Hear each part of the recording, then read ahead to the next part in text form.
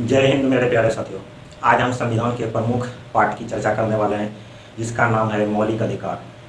मौलिक अधिकार एक ऐसा अधिकार है जिसे देश के सभी नागरिकों को जानकारी होनी चाहिए, खास करके उन लोगों को जो किसी प्रतियोगी परीक्षाओं की तैयारी कर रहे हैं। तो चलिए, मौलिक अधिकार पहले होता क्या है, हम उसके बारे में चर्चा करते हैं। भारतीय संविधान ने मानव जीवन के विकास और देश के विकास को ध्यान में रखते हुए भारतीय जनता को कुछ अधिकार दिए हैं, जिसे हम मौलिक अधिकार के रूप में जानते हैं। मौलिक अधिकार हमने अमेरिका के संविधान से लिया है। मूल अधिकार को हम मैग्ना कार्टा के भी नाम आप से लोगों को लगता होगा कि मैग्ना कार्टा क्या है। दरअसल मैग्ना कार्टा जो है ब्रिटेन से लाई हुई अवधारणा है। वहाँ के कुछ राजशाहियों द्वारा वहाँ के मजदूरों को कुछ अधिकार दिए गए थे, जिसे मैग्ना कार्टा के नाम से जाना जाता है। उम्मीद करते हैं कि मैग्ना कार्टा जो है आप लोगों को समझ में आया होगा। अब देखते हैं भारतीय संविधान में देश की जनता को क्या क्या मौलिक अधिकार दिए हैं, हम उसके बारे में चर्चा करते हैं। तो सबसे पहले जो है मौलिक अधिकार का जो वर्णन है वह 12 से 35 के बीच देखने को मिलता है। तो सबसे पहले हम देखते हैं समानता या समता का अधिकार जो है, यह भारतीय संविधान में अनुच्छेद 14 से 18 के बीच देखने को मिलता है। पहला है समता या फिर समानता का अधिकार। अनुच्छेद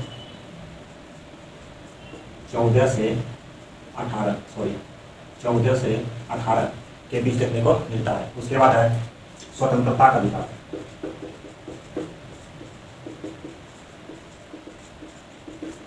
स्वतंत्रता का अधिकार जो है अनुच्छेद 19 से 22 के बीच देखने को मिलता है।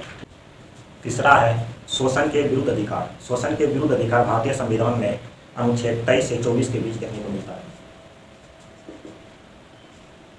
शोषण के विरुद्ध अधिकार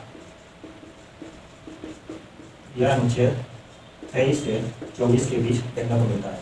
उसके बाद धार्मिक स्वतंत्रता का अधिकार। धार्मिक स्वतंत्रता का अधिकार जो है भारतीय संविधान में अनुच्छेद 25 से 28 के बीच देखने को मिलता है। धार्मिक स्वतंत्रता का अधिकार यह जो है 25 से 28 के बीच देखने को मिलता है। शिक्षा एवं संस्कृति का अधिकार।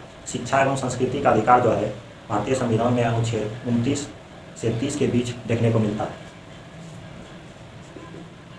शिक्षा एवं संस्कृति का अधिकार यह अनुच्छेद 29 और 30 में देखने को मिलता है।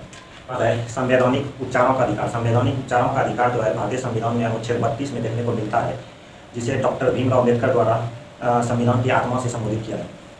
चलिए हम लिखते हैं इसको, संवैधानिक उपचारों का अधिकार। डॉक्टर भीमराव अम्बेडकर द्वारा संविधान की आत्मा से भी इसे संबोधित किया है। संविधान की आत्मा। चलिए हम इसको फिर से रिकॉल करते हैं, उसके बाद आगे बढ़ते हैं। समता या समानता का अधिकार जो है अनुच्छेद 14 से 18 के बीच देखने को मिलता है। उसके बाद स्वतंत्रता का अधिकार जो है अनुच्छेद 19 से 22 के बीच देखने को मिलता है। उसके बाद है शोषण के विरुद्ध अधिकार। शोषण के विरुद्ध अधिकार जो है यह 23 से 24 के बीच देखने को मिलता है। और उसके बाद है धार्मिक स्वतंत्रता का अधिकार। धार्मिक स्वतंत्रता का अधिकार जो है अनुच्छेद 25 से 28 के बीच देखने को मिलता है। उसके बाद है शिक्षा और संस्कृति का अधिकार। शिक्षा और संस्कृति का अधिकार जो है अनुच्छेद 29-30 में देखने को मिलता है। उसके बाद है संवैधानिक उपचारों का अधिकार। संवैधानिक उपचारों का अधिकार जो है भारतीय संविधान में अनुच्छेद 30 में देखने को मिलता है, जिसे डॉक्टर भीमराव अम्बेडकर द्वारा संविधान की आत्मा से भी संबोधित किया है। उसके बाद है अनुच्छेद 15। अनुच्छेद 15 कहता है कि कोई भी व्यक्ति जाति, धर्म, लिंग, जन्म के आधार पर कोई भेदभाव उसके साथ नहीं किया जाएगा। अनुच्छेद 15 जाति, धर्म, लिंग और जन्म के आधार पर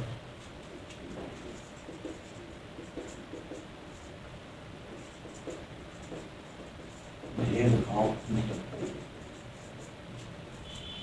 उसके बाद है अनुच्छेद 16 कहता है, अनुच्छेद 16 कहता है लोक नियोजन में अवसर की समानता।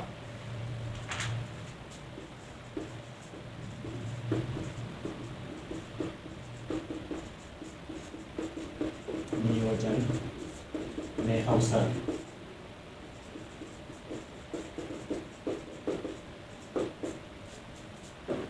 अनुच्छेद 16 कहता है कि लोक नियोजन में अवसर की समानता। इसका मतलब ये हुआ कि राज्य में या देश के अंदर किसी भी नौकरी या फिर पदों के लिए उसे किसी भी प्रकार के अवसर से वंचित नहीं किया जाएगा, उसे सभी प्रकार के अवसर दिए जाएंगे। उसके बाद है अनुच्छेद 17, अनुच्छेद 17 कहता है अस्पृश्यता का अंत। अनुच्छेद 17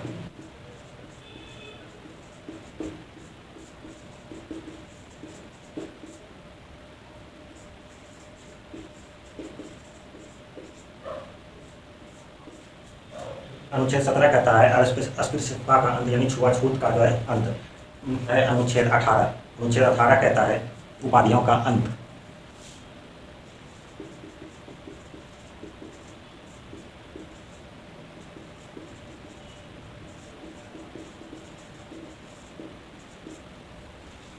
अनुच्छेद 18 जो है कहता है उपाधियों का अंत। चलिए हम इसको फिर से एक बार रिकॉर्ड कर लेते हैं ताकि अच्छी तरह से याद रहे। सबसे पहले समानता या समता या समानता का अधिकार, यह जो है अनुच्छेद 14 से 18 के बीच देखने को मिलता है। अनुच्छेद 14 कहता है विधि के समक्ष सभी नागरिक समान है। इसका मतलब ये हुआ कि संविधान में जो भी विधि या कानून बनाए जाते हैं उसमें सभी नागरिक समान है।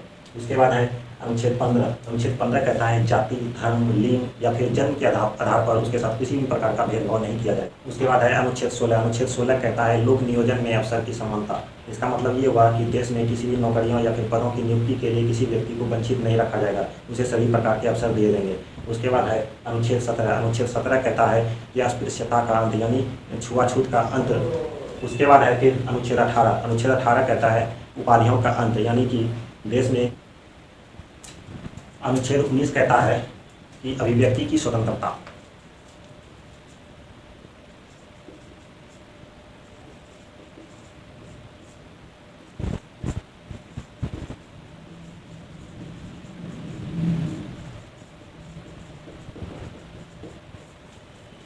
अनुच्छेद 19 कहता है अभिव्यक्ति की स्वतंत्रता। इसका मतलब ये हुआ कि संविधान ने देश की जनता को कुछ अधिकार दिए हैं। वो अधिकार का वर्णन जो है अनुच्छेद 19 में देखने को मिलता है। भारतीय संविधान में प्रत्येक व्यक्ति को जो है 6 प्रकार का मौलिक अधिकार दिया गया है। हमारे मूल संविधान में जो है 7 प्रकार का मौलिक अधिकार था, तो लेकिन अभी जो है 44वें संविधान संशोधन 1978 द्वारा संपत्ति रखने का जो अधिकार था उसे हटा करके कानूनी अधिकार में बदल दिया गया है। अभी जो है वर्तमान में 6 प्रकार का ही मौलिक अधिकार रह गया है। चलिए 6 प्रकार के मौलिक अधिकार क्या क्या हैं उसके बारे में हम चर्चा करते हैं। तो सबसे पहला है बोलने की स्वतंत्रता।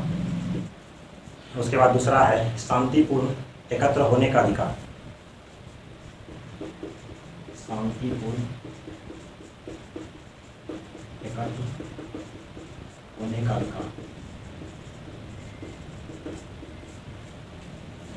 शांतिपूर्ण एकत्र होने का अधिकार, वो भी बिना हथियार के। उसके बाद तीसरा है सभा या समिति बनाने का अधिकार। सभा या समिति बनाने का अधिकार। उसके बाद चौथा है भारत में कहीं भी आवागमन की स्वतंत्रता।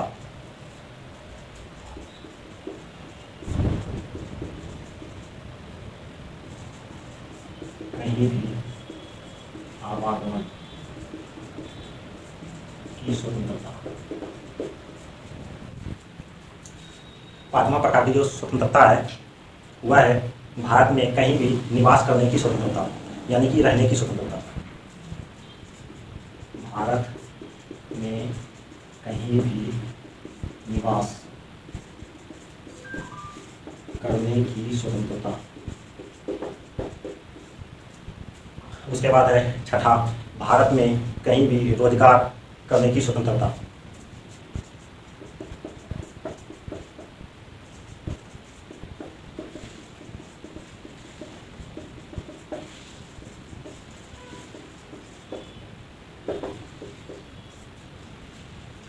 यह 6 प्रकार का मौलिक अधिकार, इसको हम फिर से रिकॉल कर लेते हैं ताकि अच्छी तरह से याद हो जाए। तो भारतीय संविधान में प्रत्येक व्यक्ति को 6 प्रकार का मौलिक अधिकार दिया है अनुच्छेद 19 के तहत। तो सबसे पहला क्या है, बोलने की स्वतंत्रता। ऐसे हमें याद नहीं होगा, इसे हम एक कहानी के माध्यम से समझते हैं ताकि समझने में आसान होगा। तो मान लिया जाए हम सरकार के पास कोई भी आवाज़ को पहुंचाना चाह रहे हैं, तो उसके लिए हमें जो है पहली 100 प्रकार की जो स्वतंत्रता है वो है बोलने की स्वतंत्रता। जब तक हम बोलेंगे नहीं तब तक हम किसी के पास अपना आवाज़ नहीं पहुंचा सकते। तो सरकार के पास आवाज़ पहुंचाने के लिए हमें बोलने की स्वतंत्रता दी है। उसके बाद बोलने से भी हमारी आवाज़ सरकार के पास नहीं पहुँच पा रही है, दूसरे प्रकार की जो स्वतंत्रता है शांतिपूर्ण एकत्र होने का अधिकार, यानी कि शांतिपूर्ण हम एकत्र होकर के सरकार के पास आवाज़ पहुँचाने की कोशिश करेंगे, वो भी बिना हथियार के। इससे भी अगर हमारी आवाज़ सरकार के पास नहीं पहुंच पा रही है तो हमें तीसरी प्रकार की स्वतंत्रता है सभा या समिति बनाने का अधिकार। सभा और समिति बनाने का अधिकार, अगर हमें शांतिपूर्ण एकत्र होकर के आवाज़ नहीं पहुंच पा रही है सरकार के बीच, तो हम जो है शांतिपूर्ण जो है सभा और समिति बना करके हम जो है सरकार के पास आवाज़ पहुँचाने का कोशिश करेंगे। उसके बाद उससे भी अगर हमारी आवाज़ सरकार के पास नहीं पहुँच पा रही है तो हम क्या करेंगे, भारत में कहीं भी जा करके हम सरकार के बीच आवाज़ पहुँचाएंगे। यानी कि भारत में हमें आवागमन की स्वतंत्रता है, इसलिए हम कहीं भी जा करके सरकार के बीच अपना बात रख सकते हैं। उसके बाद अगर हम कहीं चले गए तो इसका मतलब वहाँ हमें जो है रहने की आवश्यकता पड़ेगी, यानी कि भारत में हम कहीं भी निवास कर सकते हैं, रह सकते हैं। उसके बाद है अगर वहाँ पर हम कहीं भारत में कहीं भी रह सकते हैं, इसका मतलब ये हुआ यानी जो है कि आजीविका, यानी कि कहने का मतलब ये हुआ कि हमें रोजगार की जरूरत पड़ेगी, यानी भारत में हम कहीं भी रोजगार कर सकते हैं। तो ये हुआ 6 प्रकार की मौलिक अधिकार। लेकिन अनुच्छेद 19 के तहत जो है 7 प्रकार का मौलिक अधिकार था। 7वां प्रकार का जो मौलिक अधिकार था वह था संपत्ति अर्जित करने का अधिकार। संपत्ति अर्जित करने का अधिकार 7वां प्रकार का जो मौलिक अधिकार था ये संपत्ति अर्जित करने का अधिकार था। लेकिन अभी जो है इसे समाप्त कर दिया गया है। जो हमारा जो मौलिक अधिकार है वह सिर्फ बच करके 6 ही रह गया है। तो इसको हटा क्यों दिया गया, इसको हम समझते हैं। पहले मूल संविधान में संपत्ति रखने का अधिकार जो था वो मूल अधिकार था, लेकिन इसे 44वां संविधान संशोधन 1978 44वां संविधान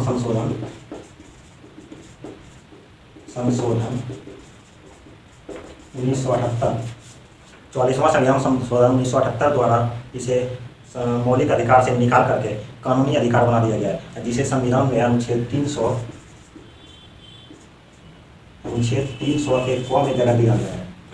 पहले वह संपत्ति अर्जित करना हमारा मूल अधिकार था, लेकिन 44वां संविधान संशोधन 1978 द्वारा इसे मौलिक अधिकार से निकाल करके कानूनी अधिकार बना दिया गया है।